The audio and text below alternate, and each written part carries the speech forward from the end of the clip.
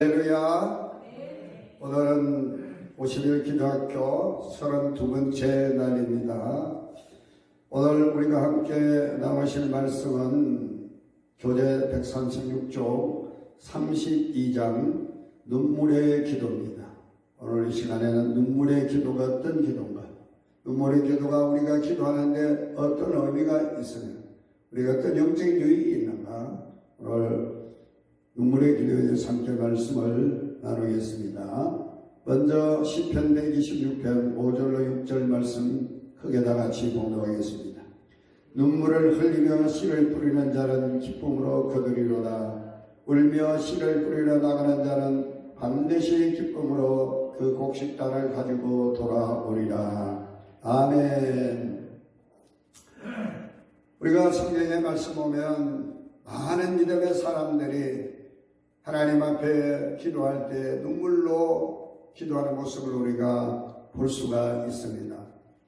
특별히 다윗은 그가 왕이 되기 전까지 사울 왕에 쫓겨다니며 10년 동안 고난의 세월을 보내는 동안 하나님 앞에 숱한 눈물을 흘리며 하나님 앞에 기도했던 것을 보게 됩니다. 하나님께서 이런 다윗의 기도를 하나님 들으시고 그의 은혜를 베풀어 주셔서 그러게 마침내 미디안 이스라엘의 왕의 자리에 세워주신 줄로 믿습니다. 다윗은 그 10년의 고난의 세월을 이렇게 표현합니다. 시편 84편 6절에 말씀하면 눈물 골짜기로 지날 때 그곳에 많은 샘이 있을 것이며 이런 뷰가 복을 채워주리로다. 눈물 골짜기로 다녔다라고 한 표현을 씁니다. 눈물 골짜기는 실제 존재하는 골짜기는 아닌 것 같습니다. 히브리 말로 이제 이 눈물 골짜기를 바카라고 이야기합니다. 바카, 눈물. 10년 동안 그 힘들고 어려웠던 그 고난의 세월들을 다윗은 눈물 골짜기라고 표현하고 있습니다.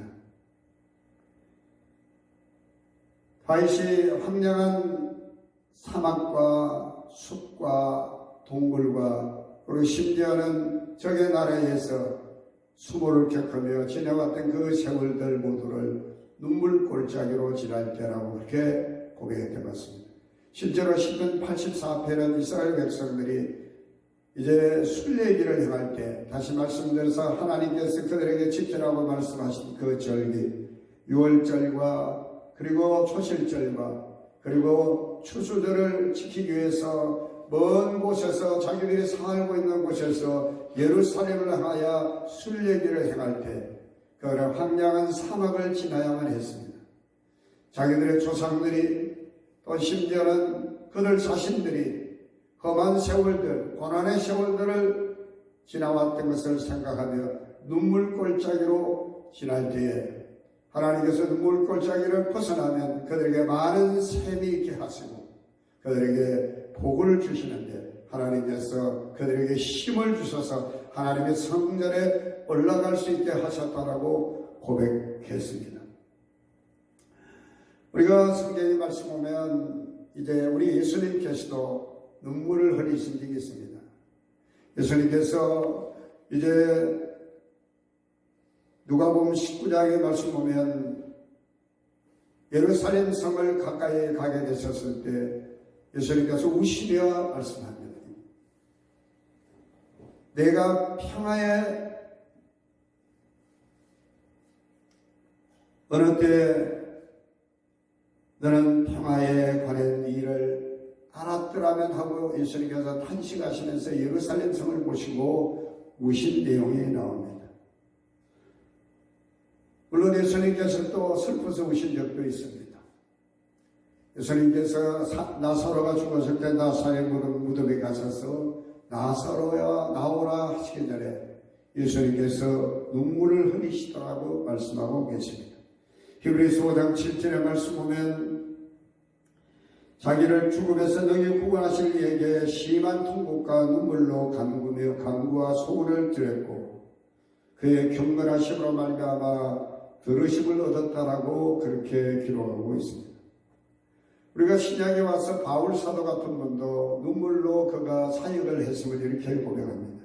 그가 밀레도에서 에베소의 장로들을 초청하고는 그들에게 당부하는 말을 할 때에 그런 사도행전 20장 19절의 말씀 보면 내가 아시아에 온 첫날부터 겸손과 눈물로 내가 어떻게 행하였는지를 너희들이 알지 않느냐. 그러면서 사도행전 20장 31절의 말씀 보면 그러므로 여러분이 일깨어 내가 3년이나 밤낮 쉬지 않고 눈물로 각 사람을 훈계하는 것을 기억하라. 이런 이제 말씀이 있습니다. 사도 바울 같은 데는 눈물로 목회를 했음을 말씀합니다. 오늘 시간에는 눈물은 눈물인데 눈물로 기도하는 일에 대해서 오늘 말씀드리려고 합니다. 우리가 사무엘상서 1장 10절의 말씀 보면 자식이 없었던 한나가 마음이 괴로워서 하나님께 통곡하며 기도했더라는 기록이 나옵니다. 눈물로 하나님 앞에 크게 소리내어 기도하는 것을 우리는 통곡하며 기도했다고 말합니다. 구약성경의 말씀 보면 하갈이라고 하는 여인이 아브라함에게서 난 아들 이스마엘을 데리고 쫓겨났을 때 가족 부대에 물이 떨어지게 됩니다. 자식을 관목 덤불 안에 놓고 물을 찾아 헤매는데 물이 없습니다. 그래서 이 하갈이 아이가 죽는 것을 참아보지 못하겠다 하고 화살 한 바탕 거리 떨어져서 아이와 마주 앉아서 소리 내며 울었다라고 말합니다. 하나님이 하갈의 울며 간구하는 그 소리를 들으시고 장차 이 아이를 통해서 큰 민족이 나겠다라고 축복해 주시고 하나님께서 하갈의 눈을 밝히셔서 샘물을 보고 가서 가죽 부대에 물을 담아 아이와 함께 물을 마시게 했다는 기록도 성경에 나옵니다. 히스기야 역시 죽을 병에 걸렸다는 너는 죽고 살아나지 못하겠다고 하는 선지자 이사야의 말을 듣고 그런 벽을 향하여 하나님 앞에 통곡하며 눈물로 기도했다라고 성경은 말을 하고 있습니다. 오늘은 많은 사람들이 눈물이 메말랐다라고 이야기를 합니다. 눈물이 메말랐다는 것은 눈이 말랐다는 의미도 되겠지만 마음이 메말랐다는 그런 의미일 겁니다. 원래 우리 기독교를 눈물의 종교라고 이야기를 합니다. 특히 우리 한국 교회는 눈물의 교회였습니다. 세상 사람들이 기독교인들을 향하여 저 울보들 뭐가 그렇게 슬픈 일이 많아서 맨날 교회 가면 우는지. 제가 아는 어떤 목사님은 처음 교회에 부임해서 갔을 때 그 교회가 귀신 나오는 교회라고 그렇게 소문이 났었어요. 예산 쪽에 있는 교회인데. 밤만 되면 귀신 곡하는 소리가 교회에서 들렸기 때문입니다. 그래서 사람들은 밤에는 그 교회를 지나쳐서 이렇게 길을 다녔다고 합니다. 그 전도사님이 밤에 귀신이 거기에서 나온다고 하니까 잠복해서 귀신을 잡으려고 합니다. 밤 12시쯤 되니까 정말 교회 안에서 귀신 곡하는 소리가 들립니다. 하면서 이건 보통 사람이 우는 소리, 곡하는 소리가 아닙니다. 평소에 듣지 못한 그런 울음소리를 듣는 겁니다. 그래서 이 전도사님은 자기의 청년과 함께 그렇게 잠복하고 있었는데 방망이를 들고 귀신아 떠나가라 하면서 교회 문을 열고 가는데 보니까 누군가 이불을 뒤집어쓰고 강대상 앞에서 울면서 기도하고 있는 거예요. 보니까 그 교회에 많은 여자 권사님이셨습니다.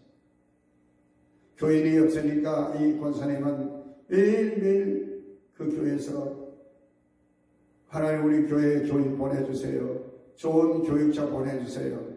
교육자도 없는 그 교회 전도사님이 교인이 없으니까 교육자를 초청할 수가 없어요. 사례를 줄 수 없기 때문에. 근데 그 전도사가 이제 바로 이제 전도사가 돼서 교회에 부임했는데 그런 일이 있었던 겁니다. 알고 보니까 귀신이 아니라 그 권사님이 밤만 되면 교회에 나와서 교회를 위해서 또 새로운 부임하신 그 전도사님 위해서 그렇게 눈물 뿌리며 기도했더라는 겁니다. 그 이후에 그 교회는 큰 교회가 되었고 그 목사님은 청주에 아주 큰 교회, 흰돌교회라는 큰 교회 목사님이 됐었습니다. 예전에는 교회들마다 새벽이건 금요 철학기도건 심지어는 주일 예배 마치고 교회에서 기도하는 많은 분들이 눈물로 기도를 많이 했습니다. 그러나 오늘 한국 교회는 언제부터인가 눈물 기도가 적어졌습니다. 하나님은 눈물에 약하시고 하나님은 눈물 기도를 보시고는 마음이 움직이십니다. 눈물은 아무나 흘리는 게 아닙니다. 뭔가 약할 때, 뭔가 슬플 때, 뭔가 힘들어할 때, 뭔가 고통스러움이 있을 때 눈물이 나오게 되죠. 물론 기쁨의 눈물도 있습니다.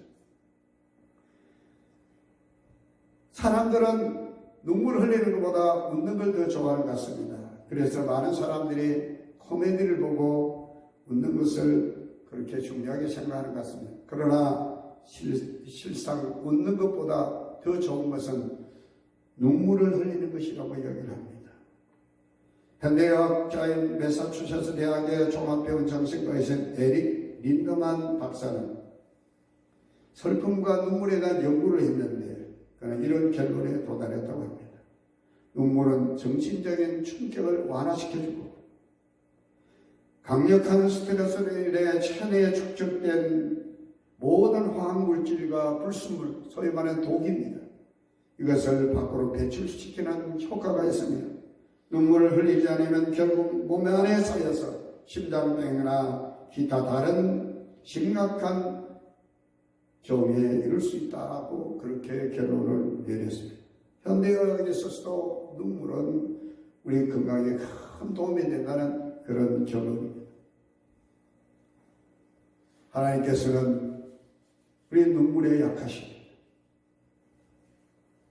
우리가 눈물을 흘리면 하나님께서는 우리 눈물을 닦아주십니다. 따라하시겠습니다. 눈물의 기도는 눈물을 멈추게 한다. 우리가 눈물로 기도하면 눈물 흘릴 일을 하나님께서는 흘리지 않도록 이제 은혜를 베풀어 주십니다. 독일의 신 게테는 눈물에 젖은 빵을 먹어본 경험이 없고 또 자기 침대에 앉아서 울면서 고통스러운 시간을 가져본 경험이 없는 사람들은 하늘의 능력을 모르는 사람이라고 했습니다. 눈물은 절대적으로 우리에게 도움이 되는 하나님의 축복이요 하나님의 선물입니다.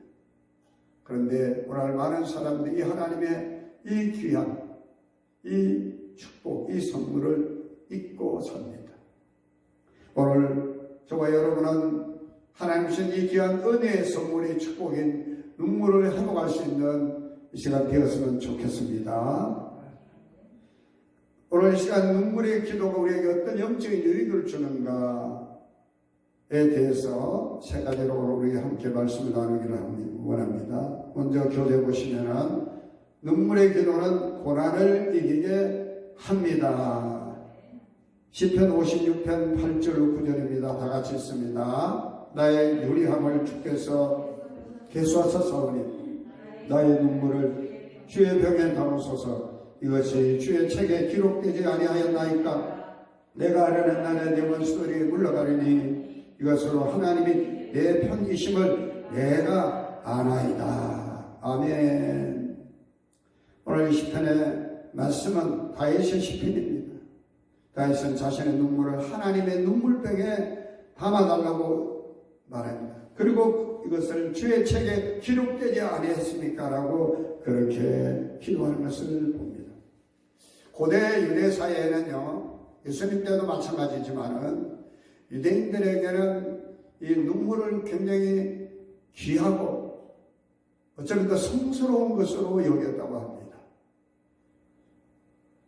유대인들은 모든 사람들이 다 각각 눈물병을 하나씩 가지고 있는데 부자들은 유리로 된 병을 가지고 있었고 일반 가난한 사람들은 그냥 토기로 만들어진 눈물병을 가지고 있답니다. 바닥은 편편하고 호리병처럼 되고 위에는 깔때기같이 모양으로 생긴 눈물병이라고 얘기합니다. 기쁠 때나 슬플 때나 힘들었을 때나 그 눈물을 헛되이 땅에 떨어뜨리지 않고 그 눈물을 담아둬서 그 눈물을 잘 보관한다고 하는 겁니다. 심지어는 죽게 되면 자기의 눈물병을 이제 죽을 때 자기의 관 속에 같이 이제 넣어서 그렇게 매장을 한다는 것입니다. 장례를 치른다고 이야기합니다. 우리 예수님께서 이제 우리가 누가복음 7장에 말씀 보면 한 바리새인의 초청을 받고 바리새인의 집에 앉아 있을 때 한 죄가 있는 여자가 예수님에게 와서 예수님께 울며 눈물로 예수님의 발을 닦는데 그 머리털로 예수님 발을 닦아드리는 그러한 내용의 말씀이 나옵니다.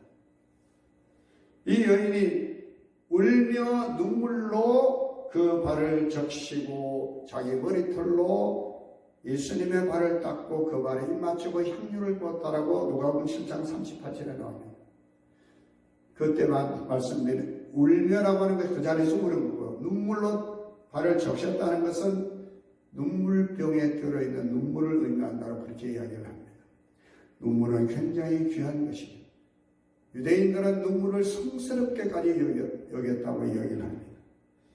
오늘 본문에 나오는 나의 눈물을 주의 병에 담으소서. 눈물이 저런 귀하고 눈물이 이렇게 성스러운 겁니다. 부모가 자녀를 위해서 눈물을 흘립니다. 그 눈물을 담아다가 눈물병에 담아다가 나중에 그 자녀가 커서 결혼을 시집을 가든가 장가를 가질 때는 이제 내가 너를 키우면서 흘린 눈물이 여기에 담겨 있다 하면서 그렇게 전해주기도 한다라고 얘기를 합니다. 다윗은 자신의 눈물을 하나님의 눈물병에 담아달라고 기도하고 있습니다. 다윗은 사람 앞에 눈물을 흘리지 않았습니다. 하나님 앞에 눈물을 흘리며 하나님께 기도했습니다. 그래서 다윗이 10년 동안 겪었던 그 모진 고난 세월들을 다윗은 눈물로 하나님 앞에 기도함으로써 이기게 된 줄로 믿습니다. 우리 앞에 어떤 어려움이 있고 고난이 있어도 우리가 인간 앞에 사람 앞에서 눈물 흘리지 말고 하나님 앞에 우리가 눈물 흘리며 기도하게 될 때 하나님께서 우리가 이 모든 고난을 이기게 하실 줄로 믿으시기를 축복합니다. 두 번째로 눈물의 기도는 하나님의 은혜를 입습니다. 시편 6편 1절로 6절 다 같이 읽습니다. 여호와여 주의 분노로 나를 책망하지 마시옵소서. 주의 진노로 나를 징계하지 마옵소서. 여호와여 내가 수척하였사오니 내게 은혜를 베푸소서. 여호와여 나의 뼈가 떨리오니 나를 고치소서. 나의 영혼도 매우 떨리나이다. 여호와여 어느 때까지니까. 여호와여 돌아와 나의 영혼을 건지시며 주의 사랑으로 나를 구원하소서. 사망 중에서는 주를 기억하는 이 없사오니 소원에서 주께 감사할 자 누구니까. 내가 탄식함으로 피곤하여 밤마다 눈물로 내 침상을 띄우며 내 영혼을 적시나이다. 아멘. 이 시편 6편의 말씀은 다윗이 자기의 신한 부하였던 우리아의 아내를 탐하고 간음하게 됐을 때 그 간음죄에 대해서 선지자 나단이 비유로 책망하는 것을 듣고 다윗은 그것을 깨닫고 자기 죄를 뉘우쳐 회개하며 하나님 앞에 눈물로 강을 이루게 됩니다. 심상을 눈물로 적시며 회개하며 기도했음을 오늘 시편의 말씀을 말하고 있습니다. 다윗은 이 눈물 기도로 말미암아 비록 하나님의 가장 십계명에도 금하고 있는 간음죄를 저질렀지만 하나님의 눈물로 회개하며 기도하는 이 다윗을 하나님께서 다윗에게 은혜를 베풀어 주신 줄로 믿으시기를 바랍니다. 요한계시록 7장 17절 나같이 있습니다. 이는 보다 가운데 계신 어린 양이 그들의 목자가 되사 생명수 샘으로 인도하시고 하나님께서 그들의 눈에서 모든 눈물을 씻어 주실 것입니다. 아멘. 우리가 눈물로 우리의 모든 죄를 주님 앞에 회개한다면 주님께서는 우리의 죄를 용서하시고 우리 은혜를 베풀어 주시면, 또한 우리 이 땅에서 힘들 어려운 그 순간순간마다 우리가 사람에게 우리의 이제 힘든 마음과 우리의 슬픔을 토로하지 말고 하나님 앞에 눈물로 기도하게 될 때 하나님께서 우리 눈의 눈물을 닦아주시게 되는 줄로 믿습니다. 세 번째, 눈물의 기도는 역전되게 하십니다. 느헤미야 1장 4절 5절 말씀입니다. 내가 이 말을 듣고 앉아서 울고 수일 동안 슬퍼하며 하늘의 하나님 앞에 금식하며 기도하여 이르되, 하늘의 하나님 여호와 크고 두려우신 하나님이여, 주를 사랑하고 주의 계명을 지키는 자에게 언약을 지키시며 긍휼을 베푸시는 주여 간구하나이다. 눈물 기도의 영적인 유익은 역전되게 하십니다. 느헤미야가 예루살렘 사람들의 형편을 묻습니다. 그랬더니 예루살렘 성은 허물어졌고 성문은 불에 타버렸다는 소리를 듣고는 이 느헤미야가 수일 동안 울고 슬퍼하며 하나님께 금식하며 기도했습니다. 한낱 바벨론의 포로가 되어서 끌려와서 바사 시대의 왕궁에서 왕의 술 시중을 드는 이러한 천한 신분에 불과했던 느헤미야지만, 그가 조국 이스라엘이 예루살렘 성이 허물어지고 성문이 불탔다는 그 소식을 들었을 때 너무나 안타까운 마음으로 하나님 앞에 울며 금식하며 기도했을 때 하나님께서는 이 느헤미야로 하여금 아닥사스로 왕으로부터 저 유대의 총독으로 임명을 받고 많은 성벽을 건축할 자재들을 지원받아서 당당하게 예루살렘으로 돌아가 성벽 재건을 이루게 되었습니다. 눈물의 기도는 이런 놀라운 역전의 역사가 있게 되는 것을 믿으시기를 바랍니다. 절망과 좌절, 도저히 일어날 수 없는 그 상황 가운데 있었던 조국 이스라엘, 그 유다의 형편이었지만 느헤미야의 눈물의 기도로 말미암아 예루살렘 성벽이 무너져 어여시 이제 나라의 회복을 바라보게 되었다는 사실이죠. 열왕기하 20장 5절 말씀입니다. 다 같이 읽습니다. 너는 돌아가서 내 백성의 주권자 히스기야에게 이르기를, 왕의 조상 다윗의 하나님 여호와의 말씀이 내가 내 기도를 들었고 내 눈물을 보았노라. 내가 너를 낫게 하리니 내가 3일 만에 여호와의 성전에 올라가겠고. 아멘. 어느 날 이사야가 이 히스기야가 죽을 병에 걸렸다는 소식을 듣고 이 이사야가 히스기야 왕에게 부르지도 않았는데 이제 이 히스기야 왕에게 당시 최고의 권력자인 남유다의 히스기야 왕 앞에 가가지고 하나님의 말씀에 당신은 죽고 살아나지 못하리라고 말했습니다. 이렇게 이야기합니다.